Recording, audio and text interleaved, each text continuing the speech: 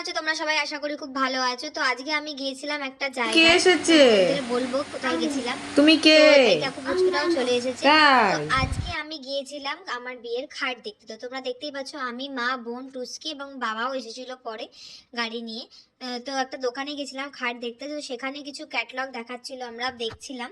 খাটের ডিজাইনগুলো ভালো ছিল, বাট একটু পুরনত্ব ছিল, আর নতুনত্ব কিছু ছিল না। আমাদের বলেছিল অবশ্য ফোন দেখে যেমন দেবে আমরা বানিয়ে দেবে, মানে তুমি যেমন দেবে ক্যাটলগ ওরা সেরকম বানিয়ে দেবে।